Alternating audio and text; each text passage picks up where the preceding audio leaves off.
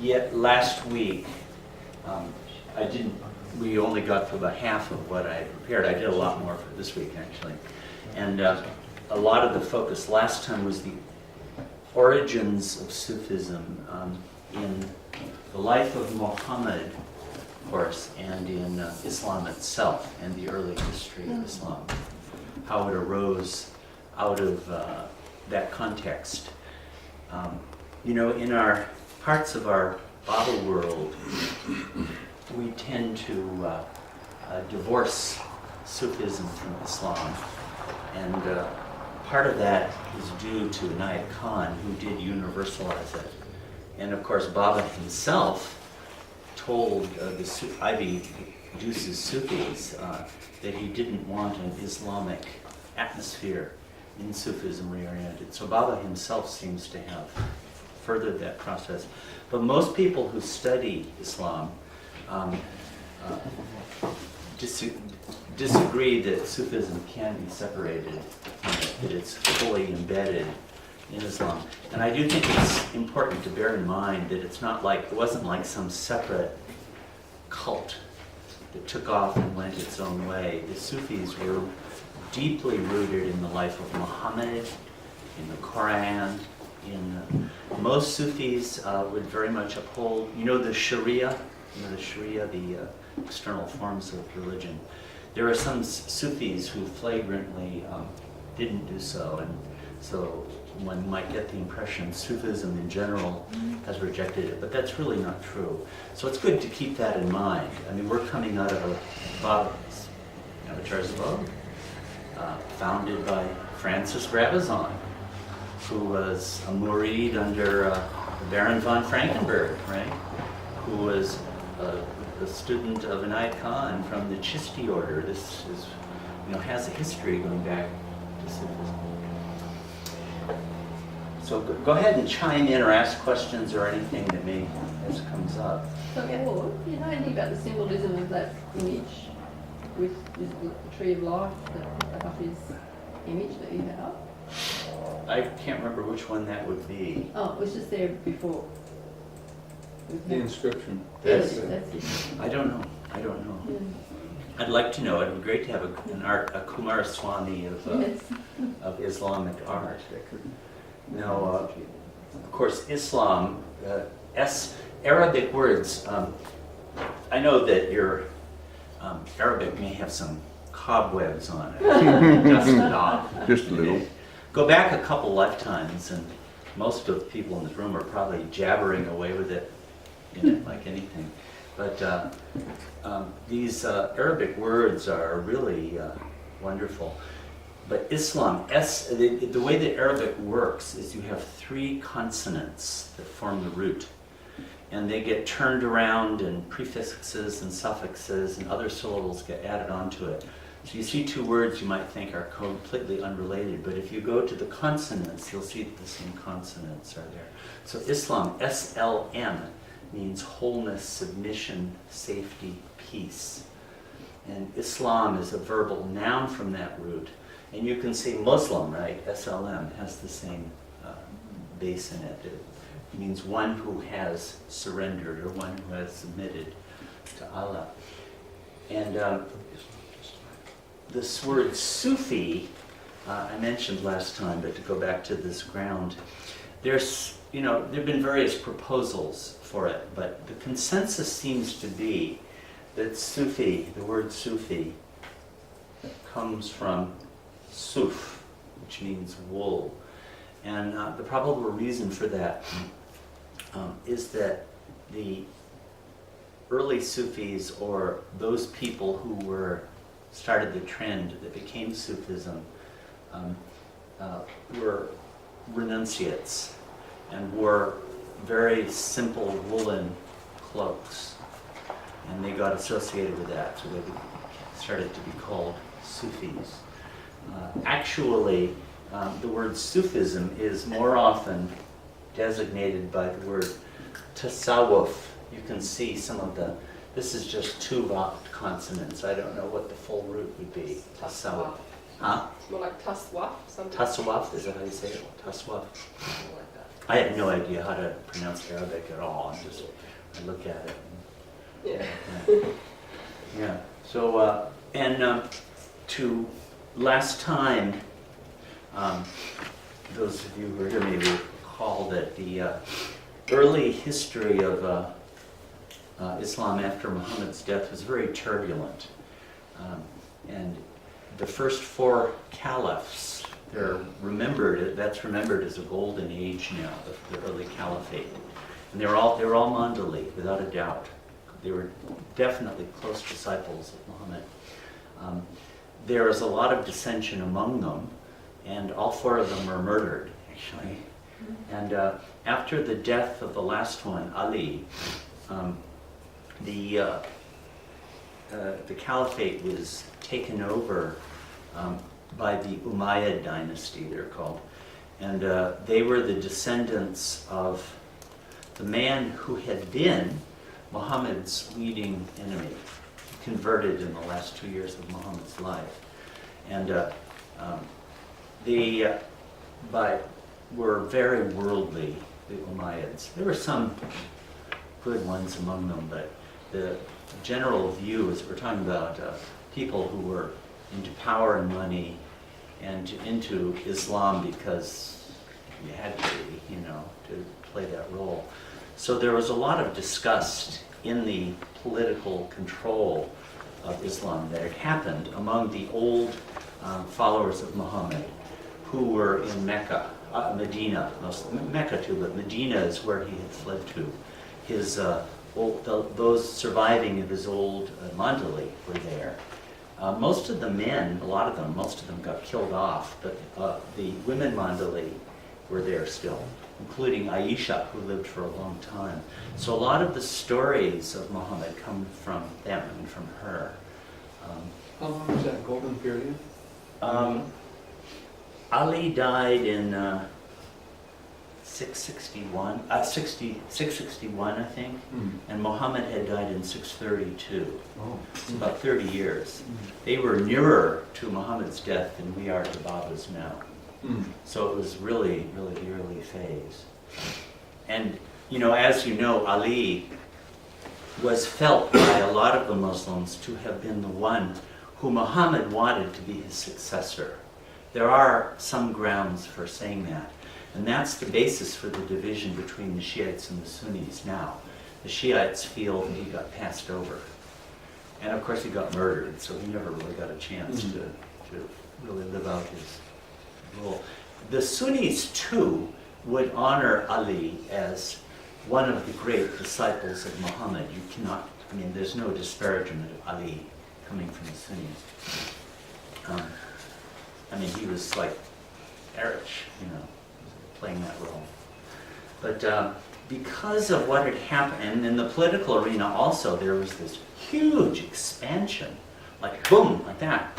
Even before, before Ali died, already the Muslims had taken Iraq. They won a major battle against Constantinople. The Persians were part of the empire. They were spreading towards India and had taken Egypt and were going along the southern Mediterranean coast. Now you think about Egypt, Iraq, Syria, Persia. We're talking about 4 of the ancient empires of the world, like that had been conquered and were Muslim or becoming Muslim. And this was under the control of the Caliphate, which was in Damascus, under the Umayyad dynasty. And meanwhile, a lot of the old Muslims, the first Caliph of the Umayyad dynasty, left the old Muslims alone. He didn't try to kill them, or if they didn't mess with him, he didn't mess with them. So there was a kind of a disaffection among many. And this may have contributed to Sufism in the sense of a renunciatory, a disaffection with the worldly political scene. And that has remained a characteristic of most Sufism ever since then. There are some, it's not that the Sufis never associate with the political leaders, But generally they didn't. Generally they kept a distance from that. They weren't adversarial always, and kings would visit them sometimes and try to get their blessings and that sort of thing. But there was a separation that they generally maintained. That was very strong in the early centuries, where they were like real ascetics, you know, fasting and vigil, not sleeping for days. The chilla, you know, the chilla nashini, that you know, where you 40 days in a circle and you don't eat or sleep supposedly. Well, practices of that sort originated during this period. So that was, they weren't called Sufis then, but it led to Sufism. One of the first people who we would really, here are some of the early celebrated names in Sufism. It's Ali. Ali was Muhammad's nephew, and he was also his son-in-law. He was married to Fatima, Muhammad's daughter. So even though, of course, nobody was using the word Sufism in those days, Sufis often trace themselves back to him, as they do to Hassan of Basra, who I think was the 6th Imam, and seems to have been a really great figure, a great soul, looks like. But one of the first people you'd really associate with Sufism as such, I don't think the word was used even then, is Rabia of Basra. So I'm going to say a little bit about some of these early Sufis.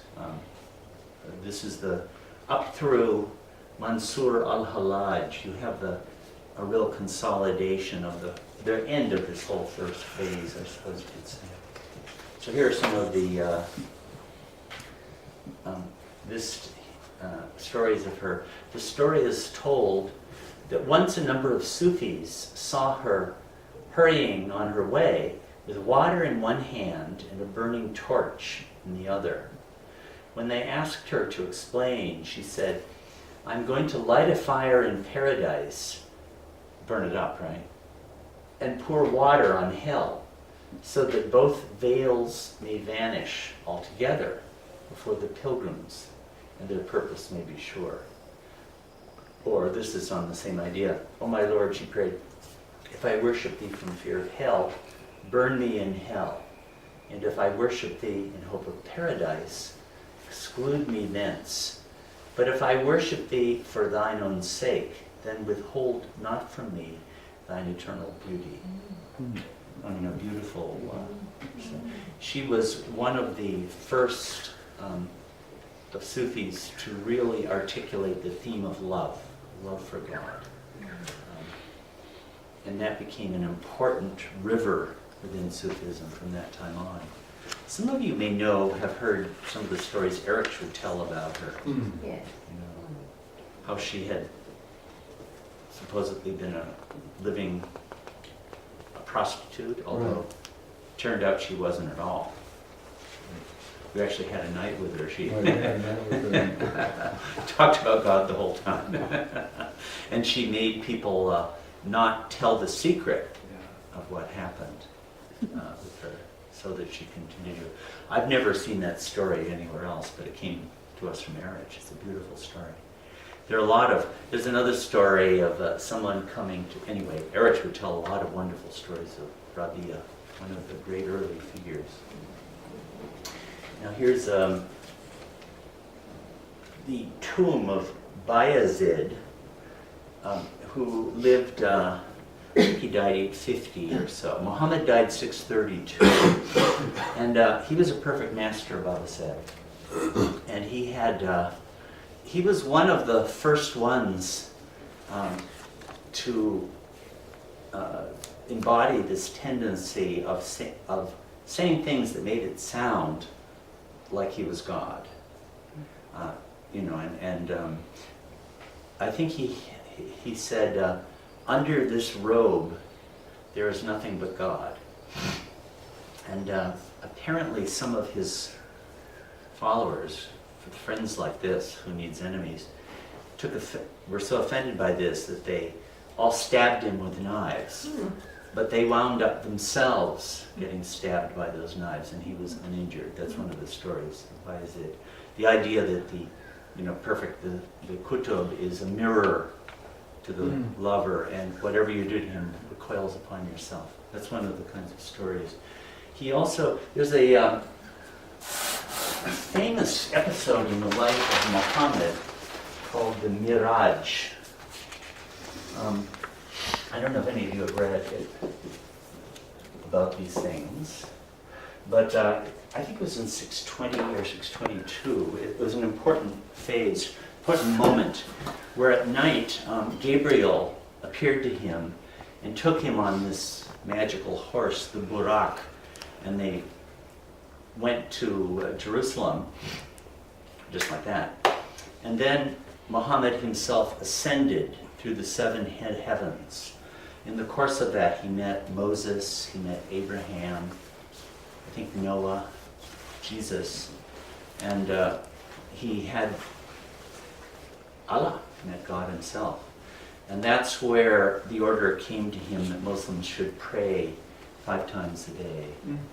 I mean, I think Francis tells this story in the Notes to Stay with God, where at first, how often should they pray? I think it was continuously. And then he went down and Moses said, go back, they'll never be able to do that.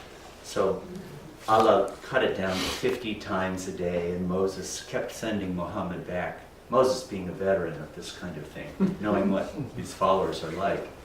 And finally got it down to 5 a day, and Moses, I think, tried to get it down below that, but Allah wasn't buying the program. So it's 5 times a day. This is from the Miraj. This is in that episode. So in a way, this is a prototype for mystic journeys and mystic visions that many great Islamic mystics, saints, Sufis. I've seen paintings of that scene. Yeah, so how come that was able to be depicted in art? Well, if you get to the right historical era, they would, like the Mughals, for example, would show it. Not from the early period. But Bayezid had a transcendent journey. It's quite an amazing account that sure as heck sounds like God realization. I mean, every kind of thing happened to him on the way. So this is a really important early Sufi. Baba said, perfect master. This guy was a perfect master. When you read the lives of these people, you get a better feeling for what perfect master is. You know, we just use the term so flippantly.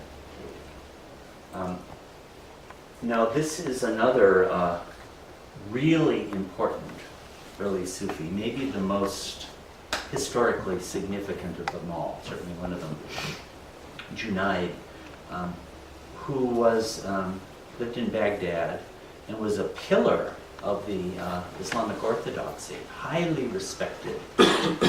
And many of the Turuks, the Islamic brotherhoods, the silsilas, trace themselves back to him. There's a lineage, right? There's a Murshid and a Murshid and a Murshid, and they go back to, many of them go back to him. He was an apostle of the path of sobriety, and had dealings with champions of the path of drunkenness, definitely in his life, one of them being Al-Hallaj. So one of the things that this early Sufism did, and you get this with Junaid, you get this a little bit with Rabia, and there are others over this period, is they're starting to create a language to talk about the inner life. And I personally think this is one of the areas where Sufism could really flow into, enrich our Baba culture. Because we don't really have a vocabulary for talking about these things. And it really looks like these words were designed to give a name to and provide a way of talking about the states of the inner life that you experience, I suppose in prayer, or it could be just in the course of your life. So drunkenness and sobriety, you can see how that would be a real description, when you're in that state of drunkenness with love. But what Junaid advocated was a second sobriety, having been completely intoxicated with love, to reacquire sobriety and to hide your drunkenness like that. And So a lot of his sayings, he was one of the first to really explain what fana and baka are, those terms. And some of the other big words, some of the big ideas. Remember fana and baka? Guys? Fana is annihilation. Baka is an abiding in that follows the fana. So the final fana, Baba said, fana fila, is, you know, the annihilation in God, where you realize God alone exists. And baka bila is return to creation consciousness. So Junaid would really be talking about the sobriety that is a return to normalcy, you might say. And he famously had, I won't read all of these, but a lot of encounters with, so here's representational art. Mansur al-Hallaj, here he is being put to death, who met Junaid when he was a young man, when al-Hallaj was, and asked to become his disciple. And Junaid rejected him because he was too much of the intoxicated type and wouldn't control himself properly. And it got him into big trouble. He's the most famous martyr in the history of Sufism, without a doubt. He got in, I guess the story is very complicated. There are all sorts of political currents and subcurrents involved. But he would say these very extreme things. What he's most famous for is saying, Anal Haq. Maybe you've heard Anal Haq. Haq means truth. And Anal means I am. So I am the truth. And Haq is usually associated with God, Allah. So Anal Haq means I'm God.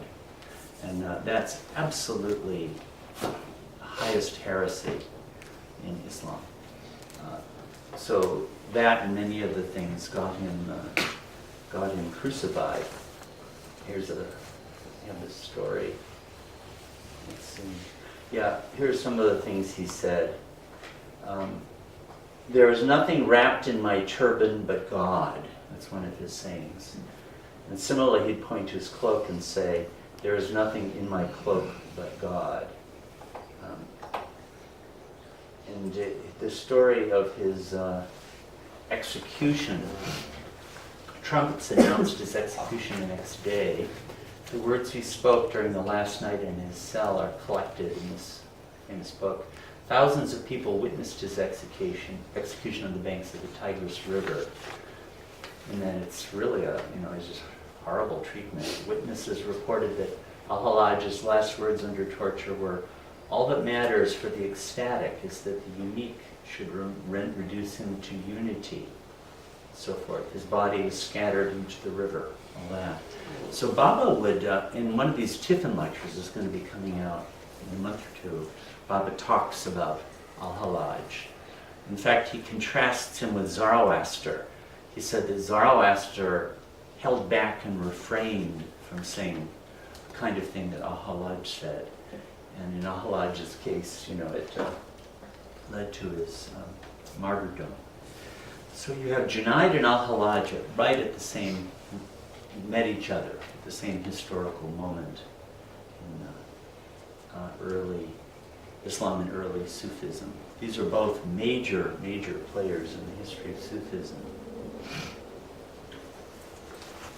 Now here's another important figure, and his name is Shibli. Any of you ever heard of Shibli? Yeah, but he's was a disciple of Junaid, and this story is told in one of the discourses, a version of this story, where he goes to Junaid, and Junaid tells him, you have to struggle and undergo severe hardships to attain that jewel, that is, the state that he, Junaid, had. Junaid told him, you are a high officer under the caliph. Now go and trade salt in the market in the main town for a year. That's kind of a lowly branch of merchant trade. Shibli did as he was bade and plunged headlong into the business. He was mocked, but remained calm. At the end of a year, Shibli returned to Junaid, who said, not much progress. The improvement is only marginal. Still a really long way to go until you have a glimpse of your goal. So now go and beg food in Baghdad for a year. This is one of the high officials under the Caliph. I don't know, like somebody in Donald Trump's cabinet, right? We're talking like that kind of. Really high. Yeah, I mean, and the political order, so this is going around begging. Shibli set off to beg food in Baghdad, where he had enjoyed an enormous amount of clout. Do you realize your true worth now at last? Asked Junaid one day. A year thus passed. Junaid bade Shibli to go around the kingdom and beg from all those he had wronged during his tenure in the Caliph's court. This took him 4 years. Upon his return, Junaid told him to beg for another year. In the last year of begging, people gave him food and other things generously. They had come to know of Shibli's honesty and integrity. Shibli deposited what he had received at the feet of Junaid, who distributed it to the needy. This lasted 8 years. One day Junaid asked Shibli, how do you feel now? Shibli replied, I deem myself the meanest of God's creatures. Junaid embraced his worthy disciple. Hence, Junaid Baghdadi conferred the caliphate, that's the succession, the robe of succession, upon Abu Bakr Shibli, who led the order after him. That's a famous story, about what he subjected him to. There's another famous story of Shibli, and it's in the Baba literature somewhere. Do you remember where, about throwing the rose? Oh, that's in the Memorial of the Saints, Muslim saints and mystics. It seems like I read it. Aubrey's I thought I read Baba quoting it once. I could swear I did. But this is Shibli. Junaid died, actually. Attar tells the story of Junaid and Al-Hallaj, Junaid being alive at the time of Al-Hallaj's death, but apparently he died 10 years before. But Shibli was a friend of Al-Hallaj. And when Al-Hallaj was going to be crucified, they were taking him to the place of it, and people were throwing stones. And Shibli took a rose and threw it at him. And Al-Hallaj, you remember the story? That's right. He acted like he was more wounded than he had been by the stones. And there's some famous, there's a famous story, quotation, maybe did I write it here anywhere? I forget, about a rose from a friend hurts more than a stone from your enemy, something like that. You see at the bottom there where his tomb was swept away in a Tigris flood during the 1920s. Yeah. Which would have been the same time period that Baba started his work. Yeah, I'd like to know just what year that was. So Baba talked about it, of course. I mean, there's a couplet in a ghazal of Hafez, supposedly composed the day he was God realized. I said this last week, I think, but it's something like this, that my very blood in the dust would spell out, I am God if I were crucified today, like Mansur al-Hallaj. That's part of his story, that even though he had his hands and feet cut off, his blood was spelling out Anul Haq in the dust. So Hafez quoted that, apparently, on the day of his God realization. So he's a major figure, big player. And what some Sufis would say later, some of them would, is maybe it was Rumi, I forget who's the one most famous for saying this, but the only sin committed by that man was the blabbing of secrets. He should not have disclosed what he did, that's all. But of course he was a perfect master, so, maybe it must have been his role to mark a limit, I suppose. it certainly shows what a limit of Orthodox Islam is. That's a point beyond that you can't go to. And that has always remained so to this day. Okay, now I'm just going to look at some of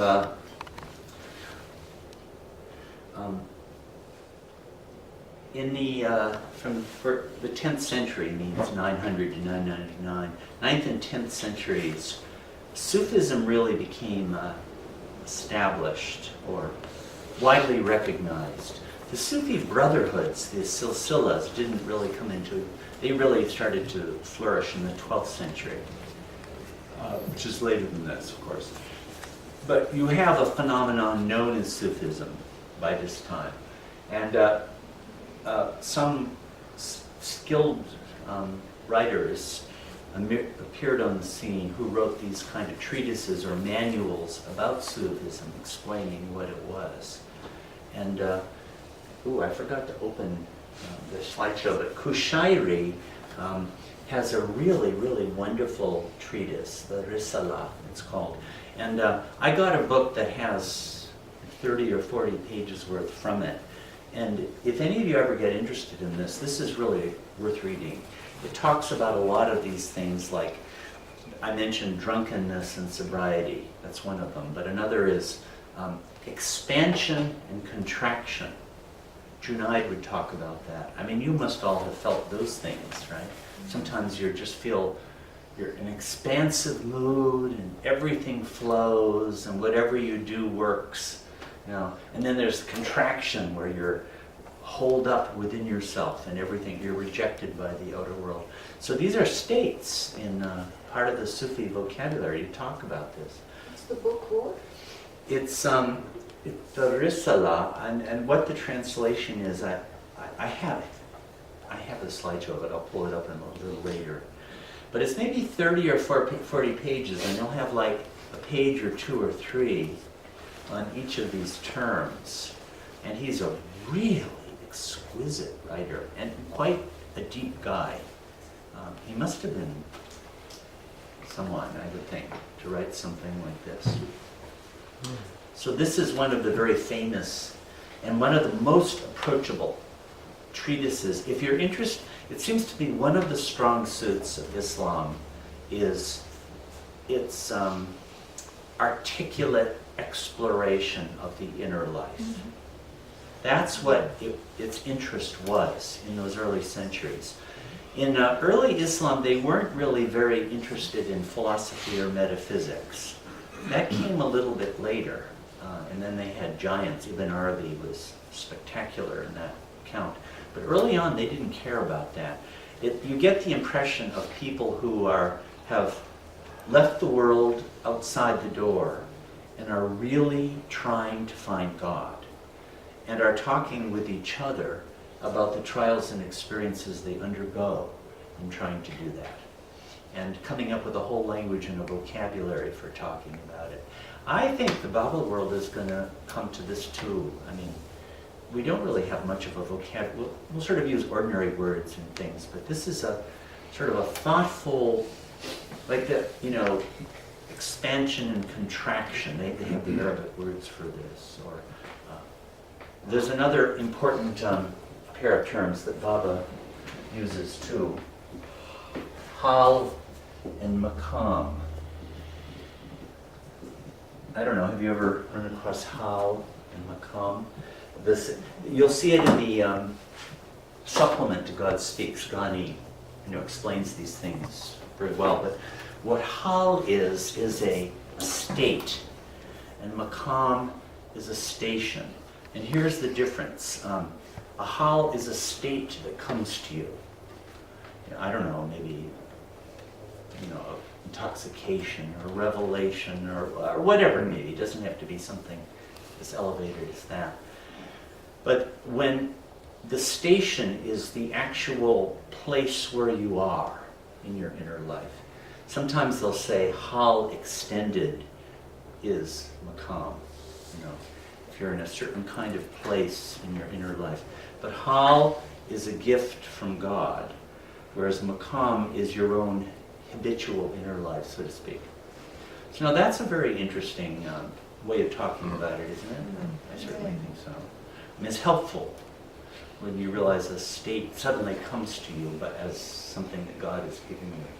So they have a lot of things like that, that in this early period they were really... So could the Makam and the Hall, could that be related to effort and grace? Is that the same idea? Is that what you're talking to? Well, Grace being those the Hall? would apply. Those would apply, I suppose. Yeah.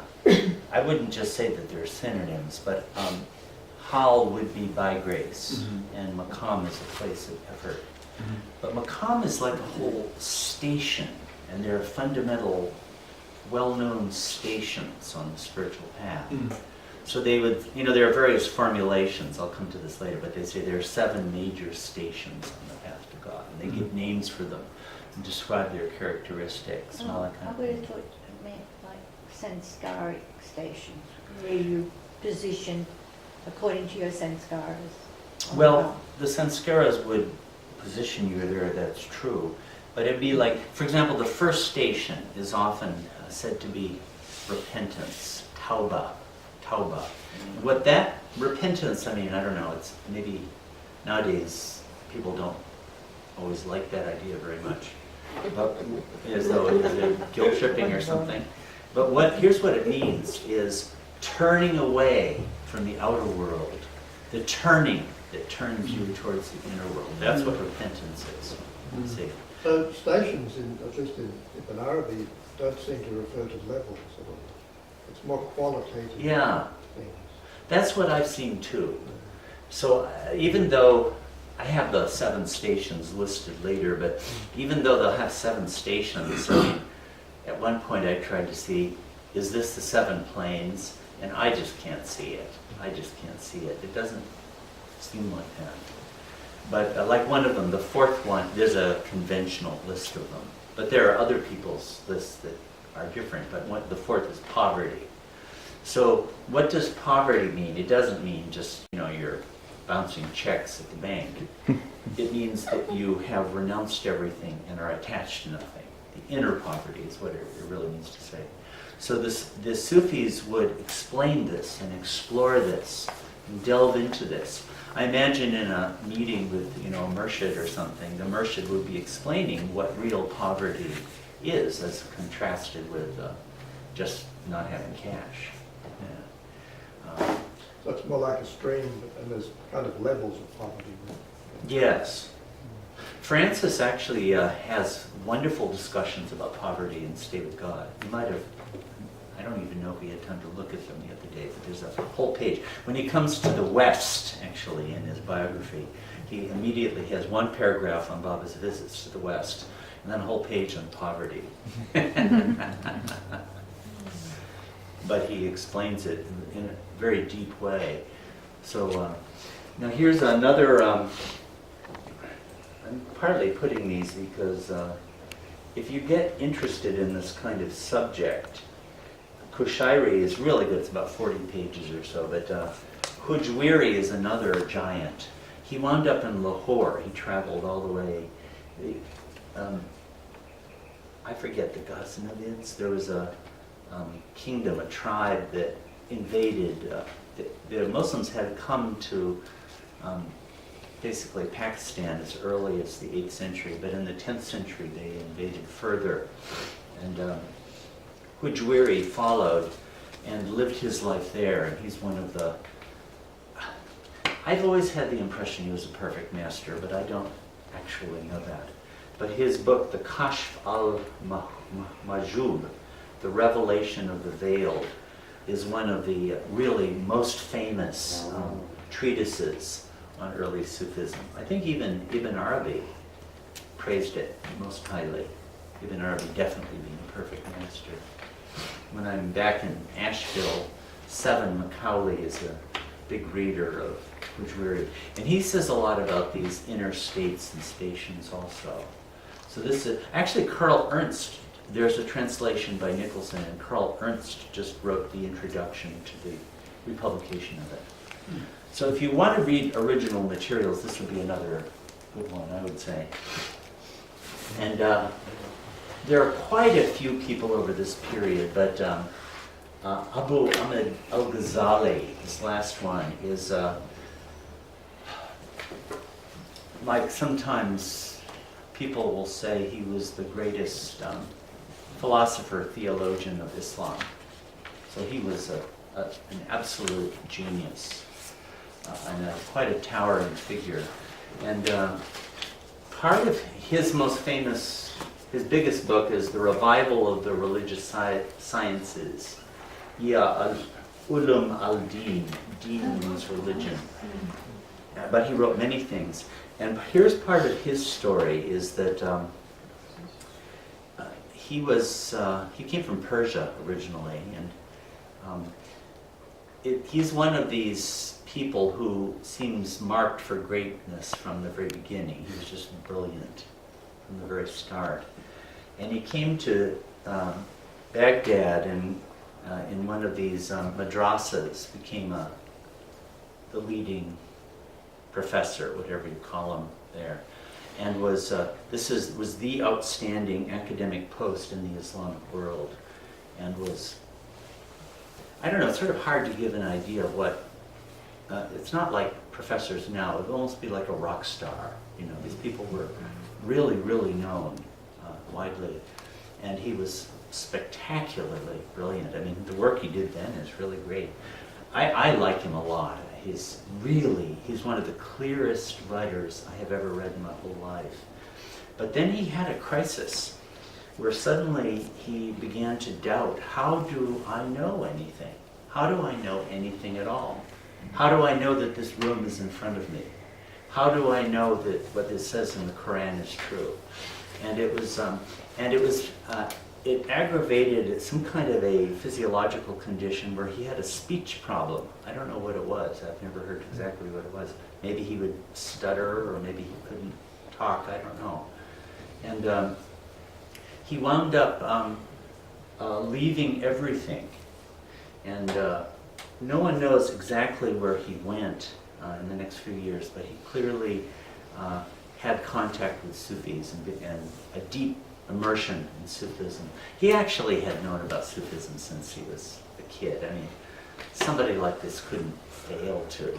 But then you might say that some of his greatest work was the thorough reconciliation of Sufism to Orthodox Islam. That is, in this book in particular, he makes it clear that not only is not Sufism some kind of a deviation, to the contrary, Sufism is the heart and soul of Islam. And this is by one of the, I don't know how to give an idea of the genius of this guy. We're talking, you know, like a Plato or, you know, St. Augustine, somebody on that order. Just an absolute intellectual genius. And his writing is tremendously lucid. It's some of the clearest writing I've ever read. I greatly enjoy reading Al-Ghazali. So did he write these after that experience? He wrote after, but he wrote a lot of things before, and those are great too. I mean, the guy was a powerhouse. One of the things he did, and this had been happening from about the year 900 on, is early Islam was non-philosophical and non-theological. That is to say, they read the Quran and accepted what the Quran said, but they didn't come up with any kind of systematic thinking about it. Starting with a man named Al-Kindi, and then there's another one, Al-Farabi, and then you may have heard of Avicenna, some of you, I don't know.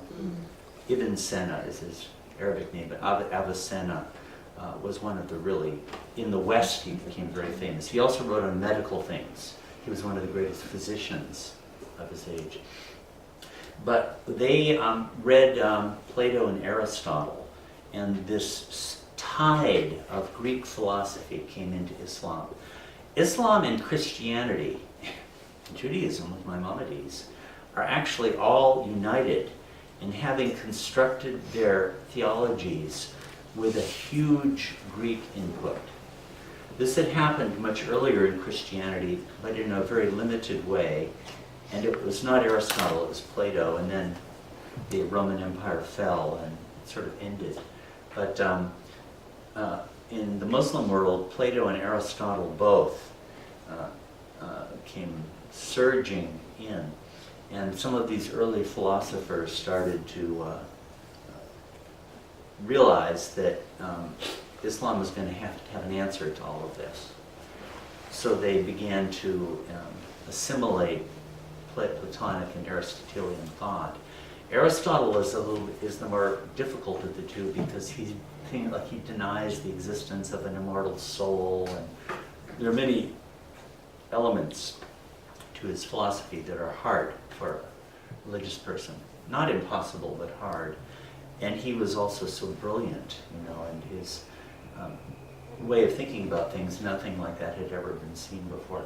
So this came into Islam, and there arose, kind of in reaction to it, something called kalam, which is the Islamic word for theology. So defenders of Orthodox Islam who were a bit alarmed. But the word for this Islamic philosophy in the Platonic Aristotelian line is falsafa. So it's the same word, basically, falsafa. So falsafa and kalam, you can read a lot about the antagonism between them. And Al-Ghazali did more than anyone who had ever done before to deal with this. He was, and he really attacked the secularizing aspect of philosophy and brought it into the context of a higher Sufism. Anyway, this is one of the really great intellectual figures and great Sufis. You were saying the other day, that Ibn Arabi picked Al-Ghazali up on some... Yeah. I was reading Ibn Arabi, we have a perfect master.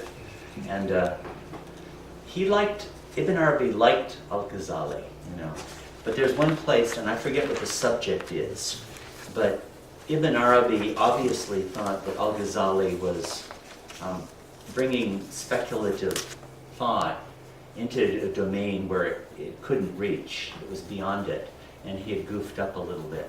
So he has it like this. He doesn't even call him Ghazali, he calls him Abu Hamid, which is his personal name. It's like sort of a loving, promising son, like that. And he said, Abu Hamid did this, but he was a bit mistaken there. And he said, this is a place where feet slip. Isn't that nice? Mm-hmm. You're talking about one of the intellectual supreme geniuses of Islam. But this is a place where feet slip. So his feet slipped apparently here and there. So I have the impression of Al-Ghazali as, I don't know, someone like a Vivekananda, someone on that order. A great soul, but not a perfect master. Yeah. So this was... Sorry, what was the chronological, when was Al-Ghazali before Ibn Arabi? Yes, Ibn Arabi died 1240, and Al-Ghazali died 1111, as you can see. Probably maybe his most widely read book is his own autobiography, where he talks about the spiritual crisis that he had, and how he came to realize that rational thought could not answer these questions. You need the direct knowledge that comes from mystical experience. And he must have had some mystical experience like that. He never quite says so, but you can't do what he did without... He must have had a master. There's something that was going on with God. This is not an ordinary man at all. And let's see. I'll go as far as Ibn Arabi. I'll just say about Surawardi was another guy who got himself into trouble. Although not by saying he was God or anything, but I don't know if you've ever heard of Saladin. Saladin, he was the great king, the third crusade from Europe. Arrived in the Middle East in about 1200 or so. And it was the most successful, well, no, it wasn't, but it had promised to be the most successful crusade from the Christian standpoint. You had some of the monarchs of, I think King Richard the Lionhearted, I remember King Richard, he went on it, and the King of France, so it was very highly attended. But they had the bad luck to be against quite a brilliant military commander in Saladin, who beat them, drove them off. But, and Saladin, he's very famous in Europe, they wrote, is highly praised. He seems to have high chivalry and many admirable qualities. But apparently he wasn't always an enthusiast of Shiite saints, because his son was much under the influence of Sohrawardi, and Saladin didn't like it and had him put to death. But one of the reasons that I find him to be interesting is that he was the original formulator, I won't write the Arabic word, but of illuminationism.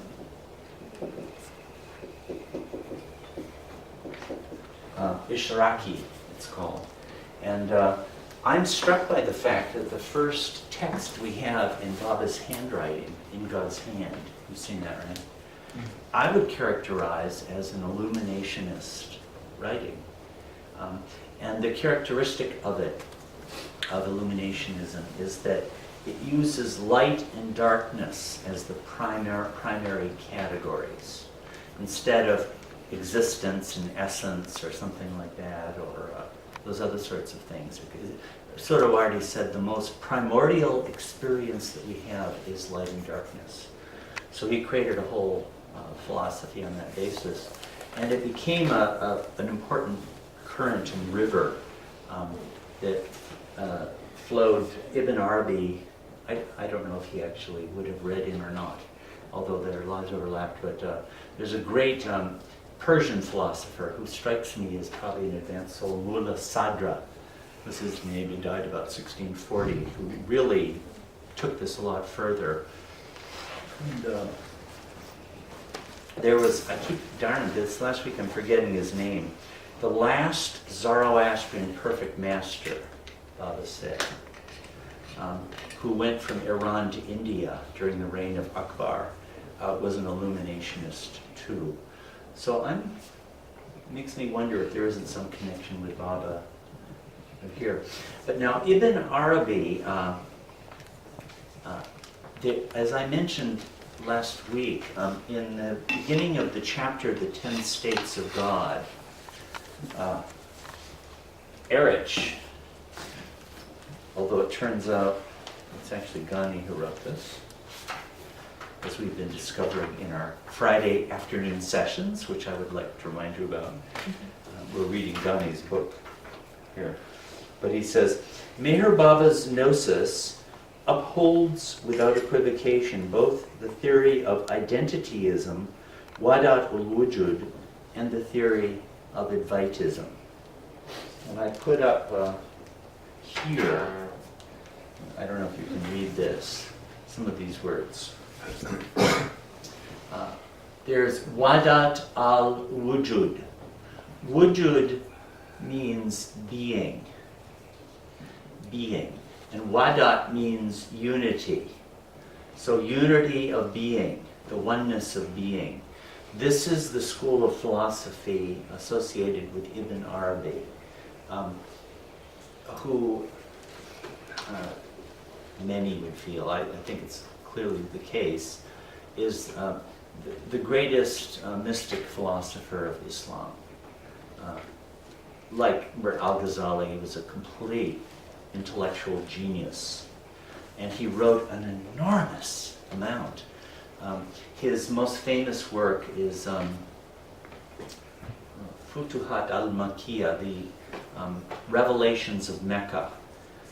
It sounds like he had an experience in Mecca. Maybe he was God realized there. It sounds like he might have been. And I think 350 books are attributed to him, and this one is about 4,000, 5,000, 6,000 pages. It is the longest, that's true, but he was really, really prolific. And he took Islam, I would say, as far as it really has ever gone or safely can go towards what I would call Baba's account of things. I don't know, you've been reading him. And it's amazing reading. It's extremely difficult. It's a lot of it. But, and this is what his, I'll just jump right to this. These are some of his big books. Very, very prolific guy. But you'll see this if you go into the supplement of God Speaks, number 34. Now we're going to get to some of the ideas of Ibn Arabi and of mystic Islam in its highly developed theosophical form, you might say. So Ghani wrote, I'm assuming it's Ghani, a lot on Islam in the supplement to God Speaks. Item number 34 is on Tawhid. That's the word Tawhid. Have you ever heard the word Tawhid? This is a word worth remembering. It's the most important doctrine of Islam, most people would say. And it means oneness. God is one. And now, in the obvious way, in Muhammad's own lifetime, he was dealing with polytheism, where there are gods all over the place. So, contrary to that, he was asserting God is one. There is only one God. La ilaha illallah, Muhammad Rasulullah. That means La, no. There is no God but Allah. And Muhammad is his prophet. The supreme sin in Islam is what is called shirk. Shirk, which means associating anything with God. God is unique, like one of the criticisms of Christianity you'll read in the Quran is where take the idea that Jesus was the Son of God. Before Muhammad, Allah supposedly had 3 daughters, but Muhammad had Allah get rid of them, apparently. So the idea that God would have... in other words, Allah doesn't have daughters or sons. How ridiculous. Oh, as in the deity that had the name Allah. Yeah. The deity with the name Allah had 3 daughters, apparently. Because he was taking a accepted deity. But he rejected all this nonsense. And so Allah, Jesus is a son of God? God, do you think God is a son? What do you think God is? He was trying to, it would seem, correct these kind of anthropomorphized ideas of God and get people to realize that God is something absolute and transcendent and beyond. So the supreme sin would be to associate anything with God.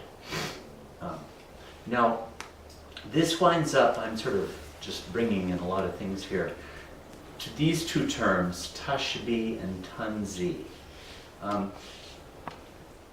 This is a problem that some feel that this led to an overly austere idea of who God was. God is radically dissimilar from anything that we can experience in the world. So how in heck do you approach the guy? There's no point of, like you say, God is merciful. Well, our idea of mercy, we can have no idea of what God's mercy is. We can have no idea of what God's beauty is. We can have no idea what God's wealth is. Well, what the heck is the point? I mean, how do you approach a God like that? It's again, you know what this is actually, this is a point of comparison that many have made. It's like the relationship between Nirgun and Sagun. We talked about this in the session on Vedanta. Baba uses these terms too. Nirgun Paramatma or Nirgun Brahman and Sagun Brahman. Nirgun, you know the word guna, like the 3 gunas? Guna is an attribute, and ni means without. And sa means with, without attributes and with attributes. God without attributes is the formless, transcendent ocean. So if you have an infinite, unlimited, formless ocean, there's no entrance. If the ocean is unlimited and doesn't have a shore, right, you can't get into it. It's like the impersonal God. The impersonal God is completely unapproachable. Sagun means with attributes. And according to Shankara, so some of you were at the Vedanta thing a couple of weeks ago, right? Shankara has the same distinction. Ultimately, Brahman, or God, is without attributes and formless. But as Ishwar, Brahman becomes Sagun, with attributes, to provide us as the channel of approach. So in Baba has exactly the same thing, actually. God is an infinite ocean, but in God's mercy and love becomes the God-man, the avatar. In fact, I remember Mani telling the story on exactly the same point, where Baba had said, God is an infinite, unfathomable, shoreless ocean, right? So how do you get into the ocean? How did creation happen then? Well, that's out of the According to that Sagun. one. Out of the Yeah, but I Sagun. mean, the infinite ocean must have created that. Yeah. So there's that link. Yeah, well, we'd have to, you're at the beginning of the story and I'm at the end of the story. When you try to approach it, given that creation is there. No, that's a good question. No, all of this, Baba deals with all of this. But Baba becomes Sagun. That is, God becomes the avatar and thus becomes the shore. The avatar is the shore by which we enter the ocean, right? Mani, you remember this? Anyone remember Mani talking about this? I remember it really well.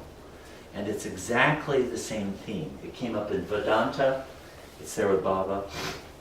And so the same issue comes up with Islam, because Muhammad emphasized the transcendence of God. So then, how is it that you can approach God then, right? And the theologians tend to emphasize this tanzi and tashbih. These are the two terms. Tanzi here means God's incomparability. God cannot be compared with anything, right? And this would be strictly Islamic doctrine. You don't associate anything with God. So then, okay, God is great. Well, you're associating greatness with God, for heaven's sakes. You can't say anything. You're stuck. We ordinary human beings are completely stuck. This other term, tashbih, refers to comparability. Like there are places in the Quran where it will talk about God as sitting on a throne. Well, does that mean that God has a body? That he would sit on a throne? I think there might be a reference to God's hands, right? So does God have hands? This is heretical. But this would be the aspect of tashbih, where God has similarities, has comparabilities, has relationships. And Ibn Arabi said that you have to have the balance of the tanzi and the tashbih. And he gave a wonderful analogy. He said it's like seeing with both eyes. You know, one eye which recognizes God is completely unimaginable and transcendent and beyond. And the other eye which sees images and likenesses and faces of God in everything. Right? Does this make sense? So it's a very beautiful balance that Ibn Arabi brought to this.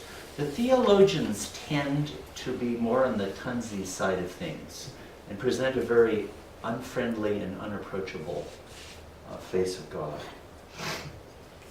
This was now, okay, I'll just go to some other topics here. Now, this is all this question of if God is absolute and transcendent. Here's another really Aristotelian idea that by this time, the time of Ibn Arabi, everybody had assimilated, the theologians and the philosophers and everybody else. I won't try to explain this in full, but Aristotle had the idea of the essence. The Islamic word for this is dat. By the way, these questions were totally there in the Christian world too. The Christians got it from the Muslims. Aristotle got, and Plato's untranslated works got translated into Arabic from Greek by Syrian monks. Isn't that a trip? Christian Syrian monks translated it into Arabic. And from there, it got to Spain, and from Spain, got to France and Italy. So that, like Thomas Aquinas and Albert the Great and all of those knew these Islamic philosophers really well. They knew Al-Ghazali and Avicenna and Averroes and all these people. They were quite open-minded about it too. I mean, there are a lot of very smart people in the Christian and Islamic world both. So it actually reached the Islamic And world. Master Eckhart used to quote them too. He did say, a heathen master says. Yes, that's right. Yeah.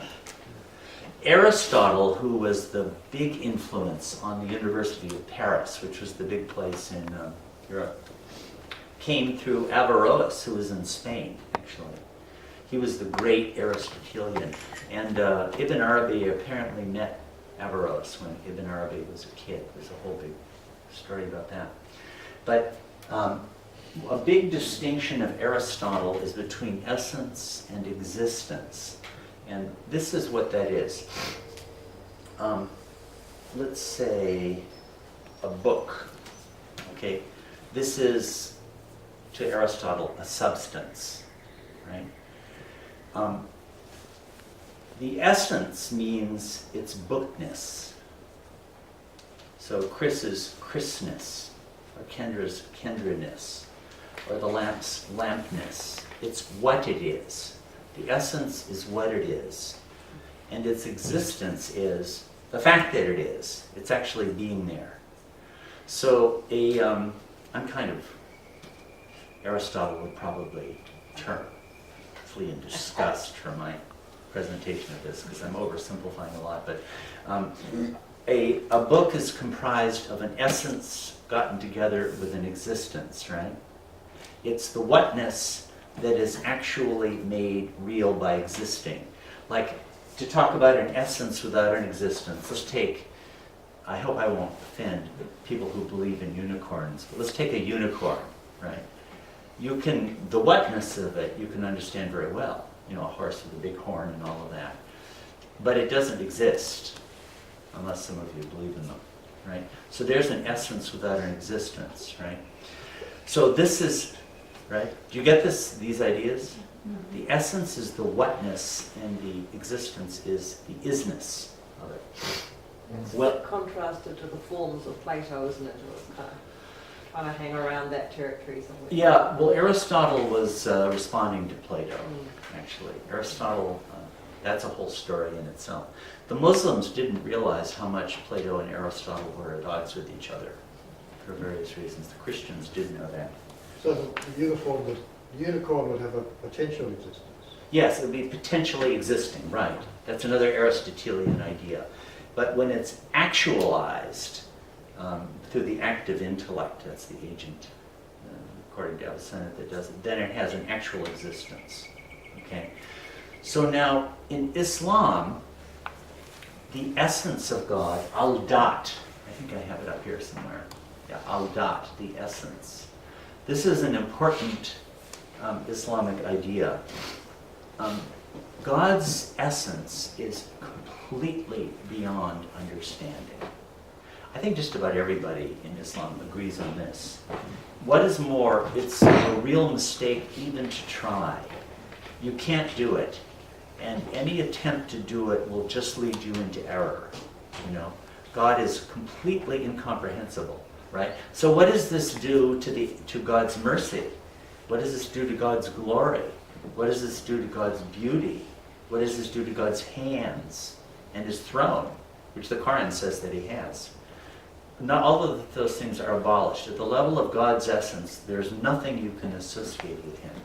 So then how is God made relatable to the universe? Or actually, this will come, Chris, the question you asked, not what Baba says about it, but what Ibn Arabi does. How does a universe come into existence? You can see in this idea of Tawhid in Islam, from the very beginning, the problem is if God is one, well, how do you explain a creation? You know, Baba gives this, he says if God is infinite and creation is outside of it, well, God isn't infinite, is he? Right? Because there's something outside the infinite which makes the infinite not infinite. Right? This is in 2 or 3 of the discourses. Baba brings up this argument. So the problem was there inherently in Islam from the beginning. And this is how Ibn Arabi answers it. And this is wadat or wujud, unity of being. That God makes himself known. The level of the essence is God's incomprehensibility, but the level of the divinity, God's divinity, that's the English word. I don't know what word he would have used for it. Is the level where the attributes of God appear. And the attributes are best known to us through the names of God, the most beautiful names. I think this is a wonderful phrase and a wonderful idea in Islam.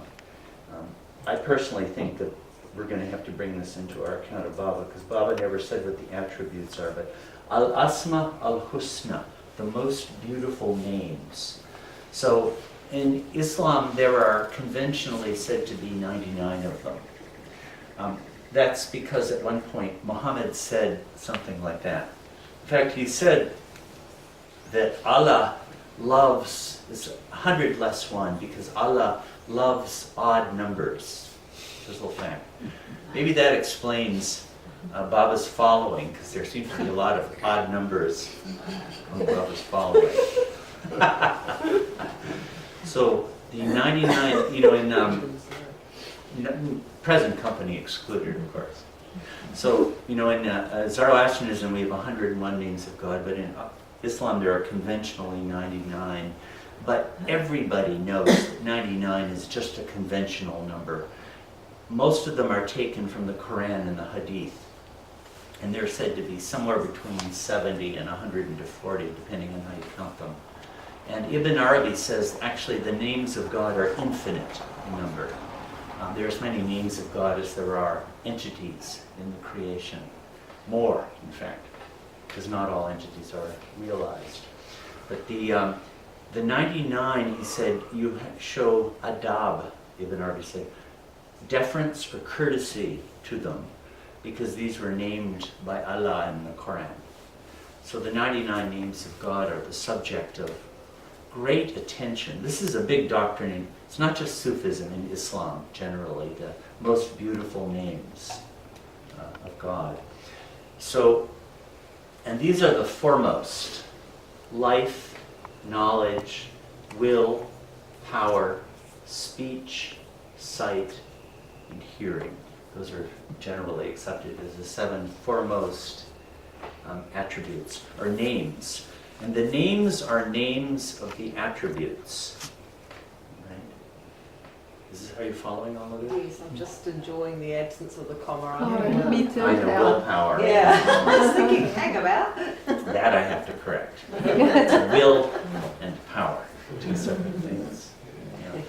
So, okay, according to Islamic tradition, Muhammad is said to have invoked God by a number of names. The most common hadith used to cite the 99 names is considered weak. The hadiths are formally evaluated. You know, a hadith is a saying attributed to Muhammad. And there's sound, strong, and weak, those 3 categories. Though there are less commonly cited hadith which are considered authentic and also support the same point. A widely accepted hadith in Sahih Muslim, this is the name of one of the great compilers of the hadith, is this.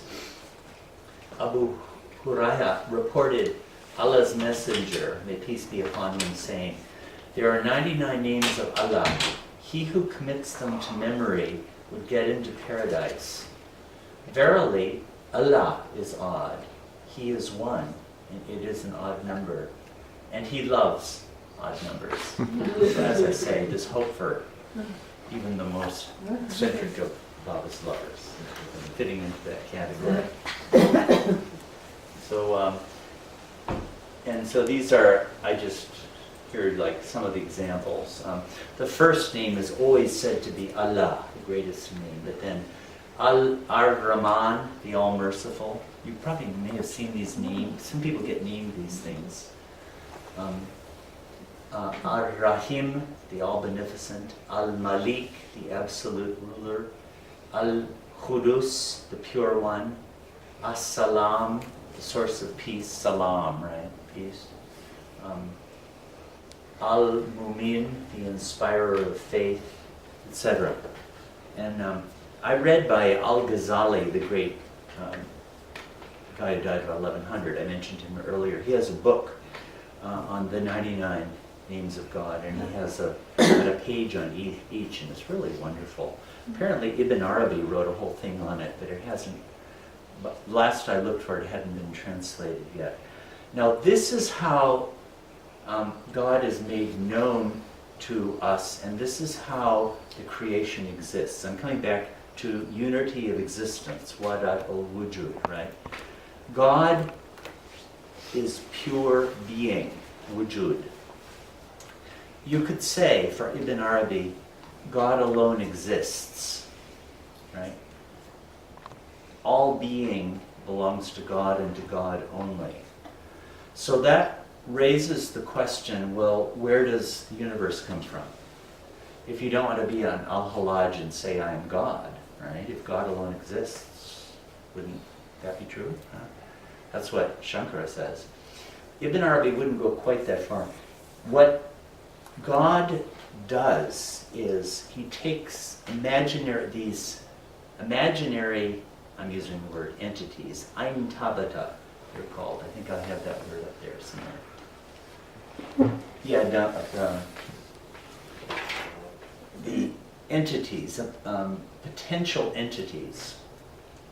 Here's the word, the Ain Tabata, fixed entities.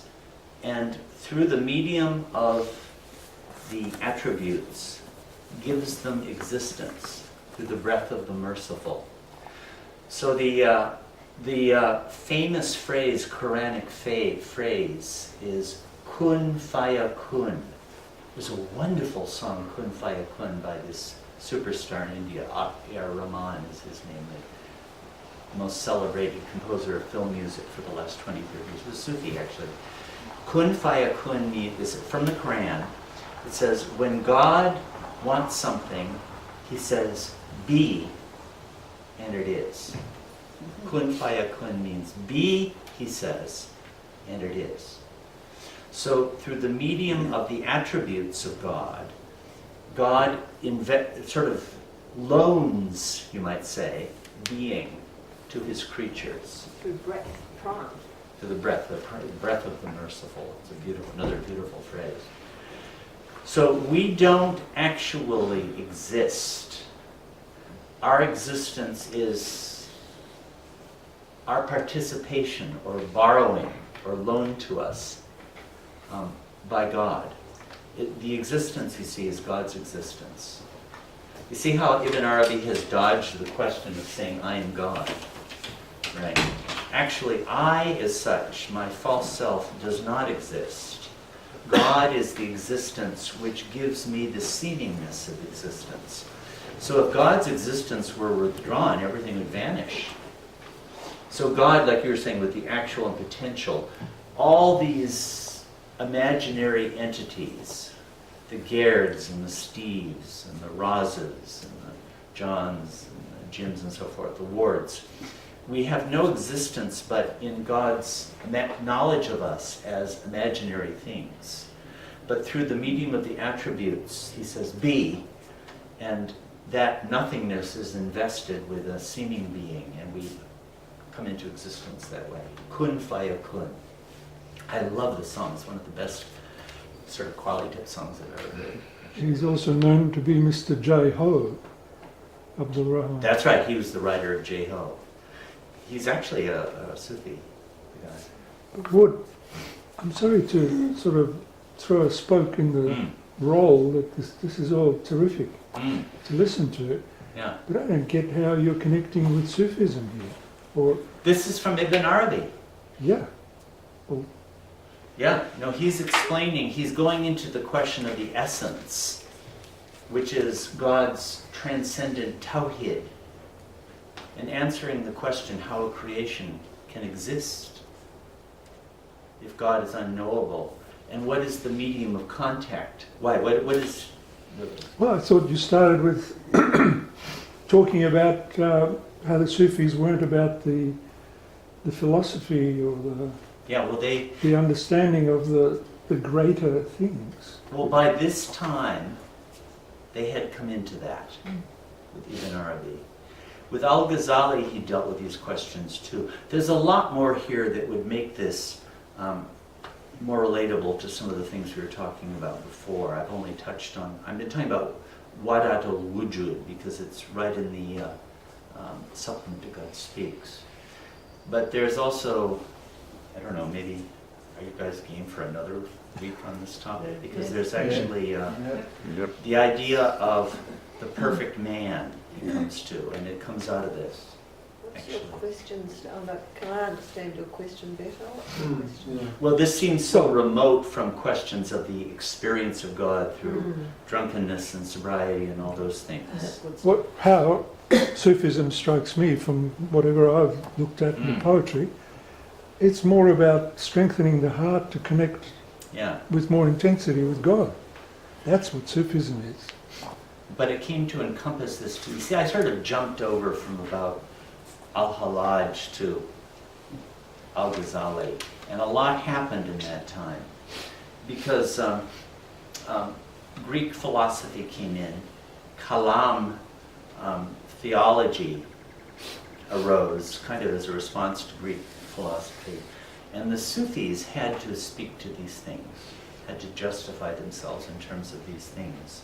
So they took an account of what this unity, this tawhid of God really is and how the creation exists. So by the time of someone like an Ibn Arabi, there's all kinds of debate on these things. I just think, Stephen, you like to be intoxicated. We should bring some wine the next time. That's right. You got mates. Yeah. I've read Rumi a lot, Mm. and all Yeah. sorts of versions of Rumi, and Mm. I've actually been to Konya and visited his Yeah. tomb and the school where he was. I've gone on a tour with them where they take you through it and take you to the kitchen and explain the significance of the kitchen and how they taught Yeah. through acts, not sitting and theorising. It wasn't about theorising at all, Mhm. none. Even though Rumi was a jurist and a trained judge, Yeah. Well, Rumi, once he went past that, it was all over. He came You know, later, did he? Really there's came a later? connection between 1200. Rumi and Ibn Arabi, actually. No doubt. They met Because- each other. Oh, really? Ibn Arabi was born in Spain, 1165, which was more than half Muslim at that time. And when he was 35 or 40, he settled all his affairs there and traveled to Mecca, which is a big trip. Never went back to Spain. Huge. And then wound up going into, I think, Syria. I forget. He lived in Damascus. He was in Damascus. And his leading disciple was a guy named Qunawi. And Qunawi became a good friend of Rumi. Qunawi is actually one of the great theosophists, whatever you call this, of Islam too, a faithful disciple of Ibn Arabi. And there's a story of Ibn Arabi meeting Rumi when Rumi was a boy. This is the story that Rumi's father was a great man in his own right. and great thinker, and I don't know, philosopher. I'm not sure what his activity was. It was something of the sort. And so I think he had met Ibn Arabi, and so Rumi's father was going off on his camel, and Rumi, like a good son, was walking behind. And Ibn Arabi was watching this, and he said, "Praise be to God, the ocean is following a lake." Nice. So that's the story. So there was a connection between their ashrams. And here's an interesting point, that Ibn Arabi's influence, I mean, it is enormous, absolutely enormous, even though he's so difficult. But the influence of Ibn Arabi really went east into Persia and into India. Enormous influence in India. Ghani talks about him. There's a whole section in the supplement that speaks where Ghani is talking about exactly this Wadat al-Wujud. And he says, Meherabad embraces without equivocation Advaitism and Wadat al-Wujud. So we're talking about the closest approach to God speaks that Islam ever made, I would say, that I've seen in Ibn Arabi. And this is Ibn Arabi was far from, anyway, it's time to stop, I'll go in just a few minutes. Was far from uncontroversial. I've always wondered how he managed to get through his life without having happened to him what Al-Hallaj did, but he had quite a good following, He must have had some pretty brilliant people around him, because he's very, very difficult.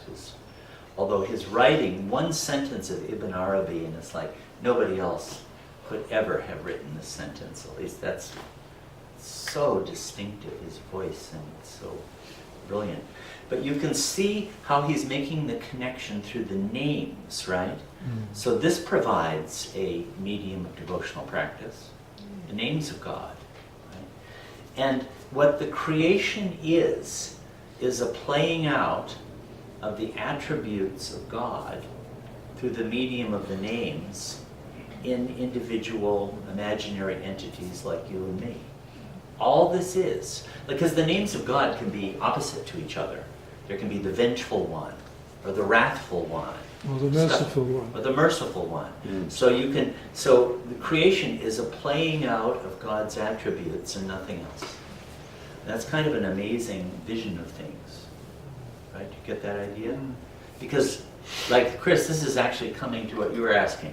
Where does the creation come from? Yeah. This is where it comes from. God is sharing, actually, here's another way. There's a famous saying, hadith, where God says, I was a hidden treasure and I desired to be known. I was a hidden treasure and I desired to be known. It's like, God is love and love must love, and to love there must be a lover and a beloved. For God to be known, there has to be someone other than God, right? But who can there be other than God with the doctrine of Tawhid? So it's this playing out of this game through the medium of the attributes and the names, coming to the Ein Tabada, the essences, the imaginary existence, where God's attributes play themselves out. And in this way, God discloses himself to his creatures. That's his purpose. So it's quite, I've done a very kind of brutalized, simplified version of this, but it's a very great and very beautiful vision, and was found to be highly appealing. Now there was a lot of objection to it. I'm just going to throw in something here. Yeah. I was just, as you're talking about this, it actually reminds me of the Adam and Eve, the creation of the Garden of Eden, Yeah. in the sense that it's actually, in a way, that story encompasses a lot of this as well. I mean, even the Garden of Eden is all these attributes, you might say. Yeah. In other words, and anyway, it's all these play. It said that God taught Adam the names, didn't he? Where do I get that from? of these things. But anyway, I'm just saying, there's a sense He's calling names of all the birds and Yeah, yeah. animals and Yeah, Yeah, but they're all attributes, his creations, his, and Eden would be living in that state. yeah. So you can see the importance of names that this gives in Islam. I think in our Baba world, this is another thing. I could go on a long time about the attributes, which Baba has never defined. But there arose a lot of objections to Ibn Arabi because it seems to approach pantheism or monism. I mean, it clearly says God alone exists. So a lot of Orthodox Muslims were made jittery by this. So one of the counter schools to Wadat al-Wujud, and this is in the supplement to God Speaks, you'll see this there, is Wadat al-Shuhud, Shuhud, which is unity of witnessing. And this was by a man named Sir Hindi, who was Indian, died 1614 or so, in response to Ibn Arabi. And the idea is that a great lover of God may have such an experience of unification with God that in his own subjective awareness he is one with God. Thus you have,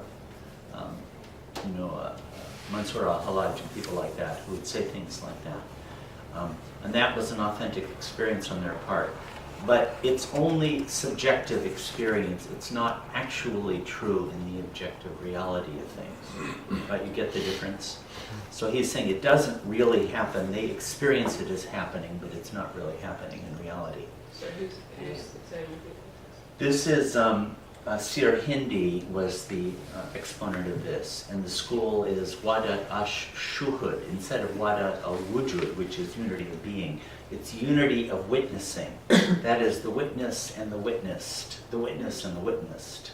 The witness experiences a unity with God, but it is not in fact true, or it's not part of the objective reality of things. You see, this is part of this problem of, you don't want to say, I am God. This is Islam, after all. This isn't Vedanta. But how are they getting away with that insani Kamil definition of a person? Well, The perfect man. I guess next time I'll come to that.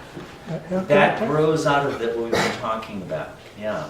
And it's fully embraces the idea of a perfect master. The al-insan al-kamal, you might say, is greater than God. You wouldn't say that in Islam, probably, but Greater? yeah, it encompasses. Oh, it's the perfect man. So perfection encompasses. It's the kutub, yeah. It starts to The sound like the kutub. avatar. It starts to There's sound like also something called Mohammedan consciousness too. yeah, the Hakikat Muhammadi and I forgot the other one. Yeah, Mohammedan consciousness, the light of Muhammad. Maybe next week I'd say something about there was a veneration of Muhammad that had grown up in this time too, that will be very familiar to all of us. It's just like with Baba. Have you run across what's attributed to Mansur al-Hallaj, what he said about Muhammad? Yes, he was one of us. He's one of the first early. Do you have it there? Yeah. He speaks, his, Muhammad's, aspiration preceded all other aspirations. His existence preceded nothingness, and his name preceded the pen, because he existed before all peoples. There is not in the horizons, beyond the horizons, or below the horizons, anyone more elegant, more noble, more knowing, more just, more fearsome, or more compassionate than the subject of this tale. He is the leader of created beings, the one whose name is glorious Ahmad. Yeah, yeah. Is that the one that you knew? Yeah, that's the one. Yeah. So I mean, Pretty that's, startling. yeah, I know. And then a What lot is- of the kind of Orthodox Muslims really downplay Muhammad because he was just the prophet of God. He Yeah. wasn't God. Whereas this is Just sounding- carrier of the message, you know. Yeah. He just brought his briefcase. So this was an early expression of what became a real river in Islam. And it was Ibn Arabi who really gave the full explanation of the perfect man, al-insan al-kamal. And then there's a guy, Gilly, in about 1400 or so, who developed it further. It's a very famous book. So I think this is another big connection with Baba. Okay, well, next week we'll, I guess, conclude. I was also going to say something about Nayakhan and so forth, but I can't pretend to be an expert on that. I just know as much as probably most of you would know. But since it leads to the this Avatar's Abode, it seems like it's inappropriate. That'd be great. What if you could talk about your impressions of Is Enobarbi, is his, one of his quotes inscribed in the UN building? I would doubt it, but maybe. There is a quote of his that might have in been- Danny Ladinsky's Hafez. Yeah. Hafez goes to him quite a bit, and that there's an inscription of his in the UN building, and that Well, maybe. Obama actually incorporated him and his quotes into a speech that he gave for the New Year of Islam. He has one thing where my heart is a pasture for gazelles, something like that. And he brings in all the religions, that kind of thing.